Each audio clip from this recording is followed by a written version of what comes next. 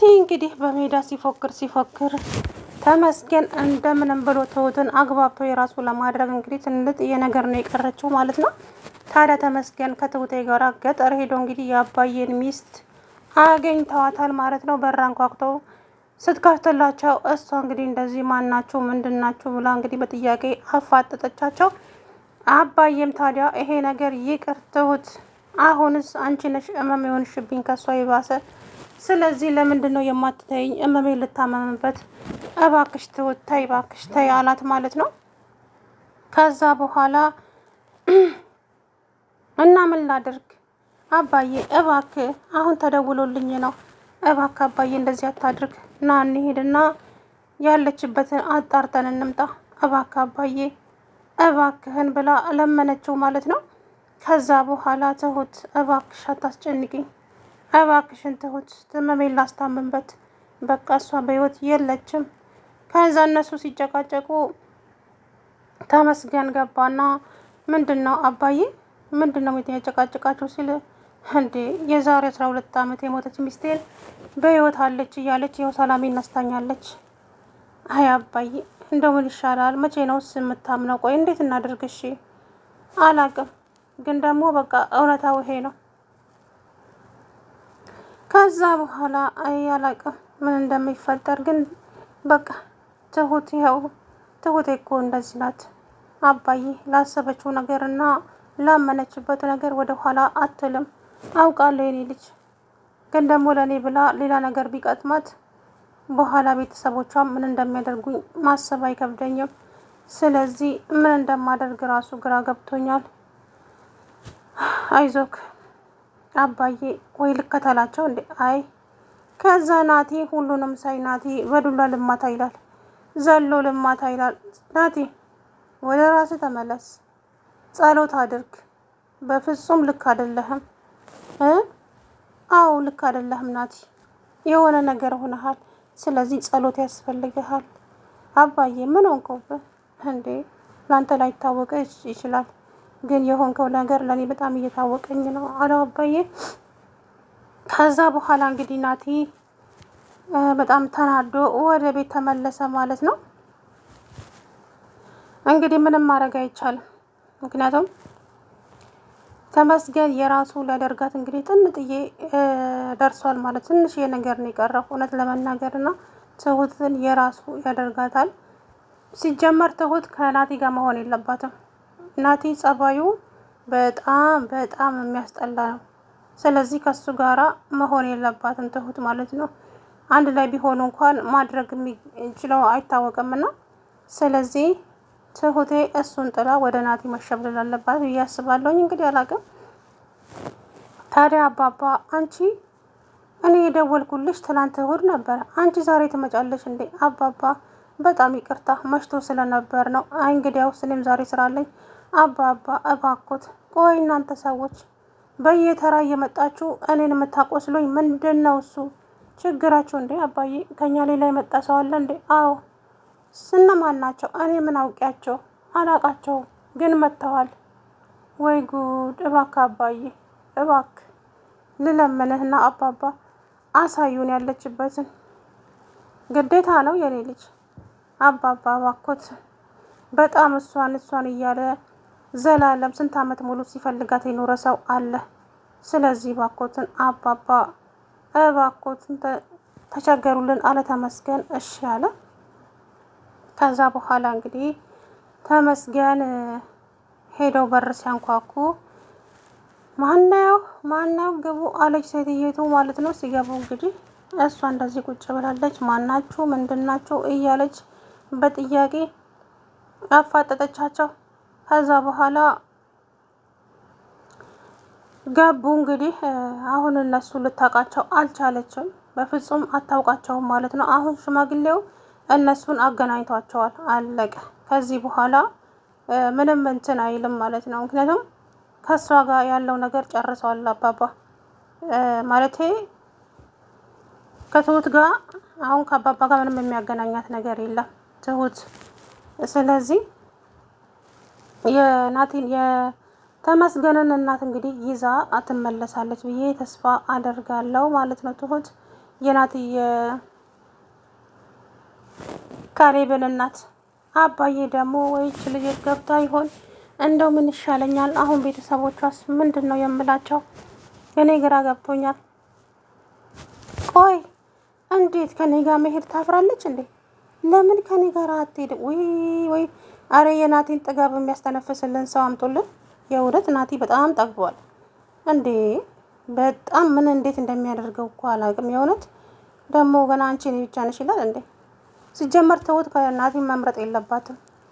ይሄ የታወቀ ነው። ናቲ ጸባዩ በጣም የሚያስጠላ ጸባዩ ያለውና ስለዚህ እንግዲህ ያለው አማራጭ ትሁት ናቲሻን ማነው ተመስገንን መምረጥ ነው። ተመስገን ደግሞ ትሁት እስከ መቼ ነው እንደዚህ የምትቀጥዩ? እንዴት ምን እንዴት አለው ትሁት ዘላለምሽን የሰው ገረድ ሆነች ልትኖሪ ነው እንዴ? ህይወት የሚባል ነገር እኮ አለሽ። እኔን ተይኝ ችግር የለውም ግን አንቺ ስለ ራስሽ አስቢ እንጂ ትሁት። ለሰዎች ደስታ ዘላለምሽን ትኖሪያለሽ። አንቺስ ህይወት የለሽም እንዴ? እባክሽ ትሁት ስለ ራስሽ አስቢ አላት። ከዛ በኋላ እሺ ግን አሁን የመጣንበት ርዕስ ሌላ ስለሆነ ስለዚህ ባናወራም ችግር የለውም አይደል ናቲ አለችው። ትሁቴ እውነቴን ነው የምልሽ፣ ዛሬ ሰዎች የፈለገ ነገር ብታደርጊላቸው ተመልሰው ያው ነው ባዳ ናቸው። ስለዚህ ስለ ራስሽ አስቢ። ድሮም እኔ ከሰው እኮ የሆነ ነገር አገኛለሁ ብዬ አይደለም ከፈጣሪ የሆነ ነገር አገኛለሁ ብዬ እንጂ ከሰዎች እኔ ምንም ነገር ጠብቄ አላውቅም፣ ወደፊትም አልጠብቅም አለች። ከዛ በኋላ እና ምንድነው የምትይው ትሁቴ? በቃ አሁን እስቲ ሽማግሌውን እንከታተላቸውና እንለምናቸው ቢያሳዩን አለች። ከዛ በኋላ እንግዲህ አባባም ያ ቤት ነው በሉ ሂዱ ብለው አጣቆሟቸውና እሳቸው ተመልሰው ሄዱ። ናቲና ትሁት ታዲያ በሩን ሲከፍ እንትን ሲሉ ሲያንኳኩ ሴትይቱ ማነው እያለች ነበረ ማለት ነው። ከዛም ትሁቴ ይሄ ድምፅ አዲስ አልሆነብኝም ማነች እሷ እንዴ እያለች ነበረ ማለት ነው። እንግዲህ አላቅም። ተመስገን ደግሞ ክፈችው ትሁት ክፈችውና ግቢ እያላት ነበረ ማለት ነው። ታዲያ አለሜ ቀድማ ስዛ ሆና ብትሆን ብዬ አሰብኩኝ። አለሜ እንግዲህ አታወቅም ክፋቷ በጣም ምን እንጃ ከምንም በላይ ነውና ለማንኛውም እንግዲህ ዛሬ እንዳያችሁት ነው ማለት ነው። ታዲያ አባዬ ኔትወርክም የለም ትሁት ያለችበት አካባቢ። አባዬ በጣም ተጨንቋል። አባዬ ሄጄ ልፈልጋቸው እንዴ አላት ናቲ። አንተ ልጅ አርፈ ቁጭ በል እስቲ። አንተ ደግሞ ሄጄ ልፈልጋቸው ምናምን አትበለኝ። እኔ ለራሴ ተጨንቅ ያለው በናት አሁን ዝም በለኝ ናቲ። ምንም እንድትለኝ አልፈልግም አለ አባዬ። አባዬ እንደዚህ ተጨንቀ ታዲያ እንዴት ነው ምን የማደርገው? በቃ ተው እኔ ምንም አልሆንም። ከዛ በኋላ እንግዲህ ስልክ ቢባል ትሁቴ ስልኳ በፍጹም አይሰራም ማለት ነው። አባዬ በጣም ተጨነቀ። እች ልጅ አንድ ነገር ብትሆን ቤተሰቦቿ አይለቁኝም እኔን። ስለዚህ ምን እንደማደርግ ራሱ አላቅም። አሁን የት ነው ማገኛት? እሺ እያለ እንግዲህ አባዬ በስልክ በጣም ተጨነቀ። አባዬ በቃ ቁጭ በል፣ ተቀምጠን ከመጠበቅ ውጪ ምንም ልንፈጥረው የምንችለው ነገር የለም። ስለዚህ አባዬ እባክህን ተረጋጋ አለው ናቲ። ከዛ እንዴት ነው የምረጋጋው ናቲ? ምን የሚያረጋጋ ነገር አለ? እስኪ ንገረኝ። ጉድ እኮ ነው። አሁን የሆነ ነገር ቢገጥማት ይችል ልጅ እኔ ምን ብዬ ነው ለሰዎቹ የምናገረው? እሺ ጉድ ሆንኩኝ እኮ በገዛ እጄ። እሷ ሰው የሚላትን ነገር አሰማ። ከዛ በኋላ አባዬ እንግዲህ በጣም ግራ ተጋባ። በጣም ነው እንትን ያለው ማለት ነው። ምን እንደማደርግ አላቅም። በእውነቱ ግን ምን ውስጥ እንዳለችም አላቅም። ታዲያ እሷ ሰው የሚላትን ነገር በፍጹም አሰማ። ምን እንደማደርግ ነው ግራ የገባኝ እኮ አለ አባዬ።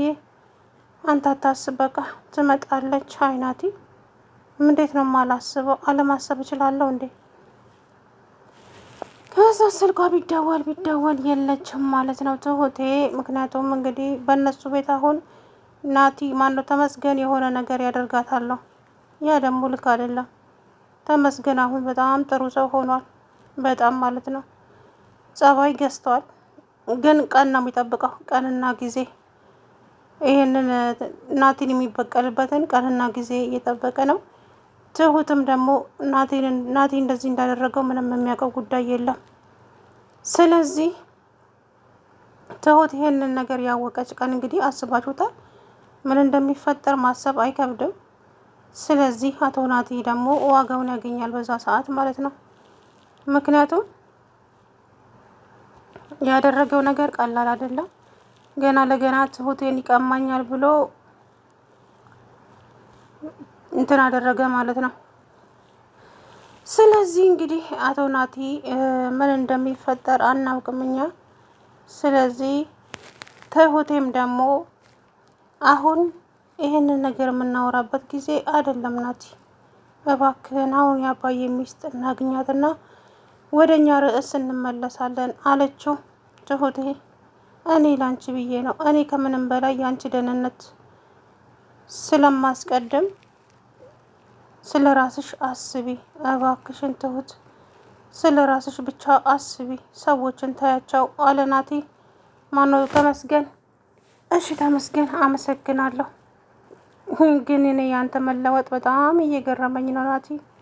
አዎ ሊገርምሽ ይችላል ትሁቴ፣ በጣም ትገረሚያለሽ። ግን ተቀየርኩ፣ በቃ ተቀየርኩ። ክፋት፣ ተንኮል ምንም እንደማይሰራና ምንም እንደማያደርግ ተረድቻለሁ። ስለዚህ ትሁቴ እባክሽን አላት። ከዛ በኋላ እሺ በቃ ዋናው ነገር ያንተ መቀየር ነው፣ ሌላው ነገር ትርፍ ነው፣ ይደርሳል አለች ትሁት። ትሁት እውነት አመሰግናለሁ፣ ለምኑ ለሁሉም ነገር ስለተረዳሽኝ አመሰግናለሁ አላት ናቲ። ተመስገን ናቲ ያልኩኝ። ከዛ በኋላ ችግር የለውም፣ ግን አንተም እንደዚህ በዚሁ ከቀጠልክ ጥሩ ሰው ሆነሃል፣ ጸባይህን በፍጹም እንዳትቀይር ናትዬ አለችው ተመስገንን። ገና አስደምምሻለሁ ትሁትዬ፣ መቻየሽና ነው፣ ይሄማ ጅማሬ ነው እኮ፣ ገና በጣም አስደምምሻለሁ። እኔ ተቀይሬያለሁ፣ ግን ሰዎች አያምኑኝም። ምን ማድረግ እንዳለብኝ አላውቅም ሰዎች እንደሚያምኑኝ። አንተ ስለ ሰው ምን አገባ? ስለ ራስ መቀየር ነው እንጂ። ስለዚህ ሰዎችን ታያቸው አለች ትሁት። እንግዲህ መጨረሻ ምን እንደሚፈጠር የምናውቀው ጉዳይ የለም። እንግዲህ ለአሁኑ ግን ይሄው ነው ማለት ነው እውነታው። ታዲያ ናቲ አሁን እንዴት ነው የምናደርገው? ትሁቴ ምን እናደርጋለን? ስለ አንቺ እኔ አሁን ስለ ራሴ የማስብበት ነገር አይደለም። ምክንያቱም የሆነ የማሳካው ነገር አለ። ስለዚህ እሱን ለማሳካት ወዲያ ወዲህ እያልኩ ነው ናቲ። ነው? አዎ ነው ናቲ፣ እውነታው ይሄ ነው። ተቀበል አለችው። ሰላም ውድና የተከበራችሁ የቻናሌ ቤተሰቦች እንዴት ናችሁ? አለሁ ደህና ነኝ። እንግዲህ በስተመጨረሻም ተመስገንና ትሁቴ የአባዬን ሚስት ይዘዋት መጡ ማለት ነው። በሩን ከፍተው ሲገቡ እንግዲህ እሷ እዛ ውስጥ ቁጭ ብላለች ማለት ነው። እንግዲህ ሁለቱም ተደናግ